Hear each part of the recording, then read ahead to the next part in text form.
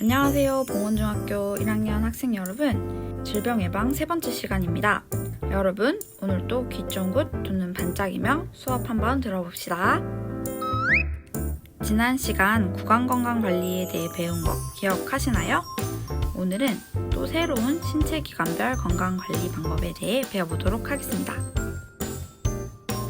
먼저 호흡기계입니다. 호흡기계는 호흡을 담당하는 것이죠. 상기도에는 호흡 구강 인두 후두로 구성되어 있고, 하기도는 기관, 기관지, 폐로 구성되어 있습니다. 호흡기계와 관련된 질병에는 다양한 것들이 있을 수 있지만 우리는 오늘 코로나19, 독감, 일반 감기, 알레르기성 비염에 대해서 차이를 비교해보는 시간을 갖겠습니다. 그리고 호흡기계 건강관리법에 대해 배워보아요. 최근 환절기가 되면서 으슬으슬 춥고 목이 아픈 등 감기 증상을 호소하는 학생들이 많습니다. 그러나 아직도 코로나19가 유행 중이고 감기와 유사한 경미한 증상을 겪는 경우가 많다 보니 조금만 아파도 혹시 내가 코로나19? 라는 생각이 들곤 하는데요. 오늘은 감기, 독감, 코로나19 그리고 알레르기성 비염에 대해 구별하는 시간을 가져보도록 하겠습니다. 먼저 각 질병의 특징을 살펴보겠습니다.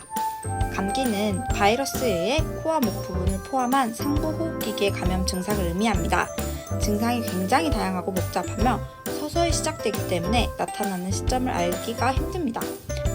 반면에 독감은 A형 또는 B형 인플루엔자 바이러스에 의한 급성 호흡기 질환으로 어느 날 갑자기 나타나고 38도 이상의 고열과 전신 증상을 동반을 합니다.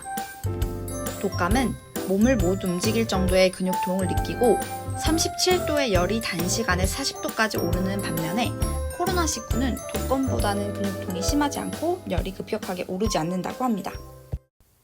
코로나19는 발열이나 마른 기침, 근육통 등 일반 감기 증상과 비슷해 보이지만 설사와 같은 소화기 증상, 그리고 일정 시간이 경과한 후 폐렴 증상까지 동반된다는 점의 특징을 보입니다. 알레르기성 비염은 항원인 알러지원에 대한 노출 때문에 발생하는 코 점막의 염증을 의미하는데요. 흔한 원인으로는 곰팡이, 먼지, 특정 음식, 꽃가루, 담배 연기와 같이 우리 주변에서 쉽게 관찰할 수 있는 원인들이 있습니다. 눈물, 재채기, 비충혈, 후비루, 목구멍 가려움 등의 증상을 보입니다.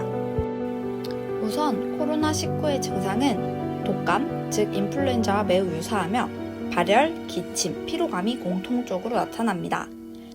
반면 코로나19의 경우 호흡곤란과 숨가쁜 증상이 더 특징적이며 독감에서는 콧물, 코막힘, 근육통, 수심, 재채기, 두통 등이 더 자주 관찰됩니다. 또한 독감은 감염 후 증상이 매우 빠르게 발현되지만 코로나19의 경우 독감보다는 천천히 진행됩니다.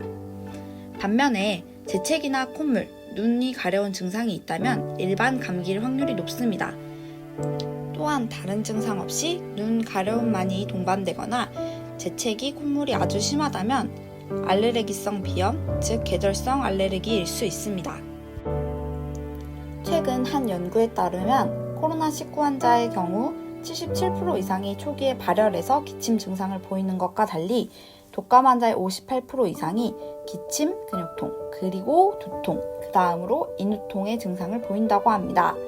그러니 코로나19의 경우 열이 먼저 난 후 기침이 올 확률이 높고 독감의 경우 기침과 근육통, 두통 후 열이 날 확률이 더 높다고 합니다. 하지만 검사 전까지는 단순 감기와 독감, 코로나19를 구분하기 쉽지 않은 상황입니다. 열이 나면 환자의 상태가 전체적으로 나빠지기 때문에 독감과 코로나19를 증상으로 구별할 방법이 마땅치 않기 때문인데요. 그렇기 때문에 호흡기계 질병에 걸리지 않도록 관리하는 것이 그 무엇보다 중요할 것입니다. 지금부터 호흡기계 건강관리법에 대해 배워보겠습니다. 교과서 35페이지 하단을 볼까요? 이 10가지는 선생님이 교과서를 보고 정리한 내용입니다. 여러분들이 큰 소리로 호흡기계 건강관리법을 읽어봅시다. 그리고 배운 것을 일상생활에서 실천해봅시다.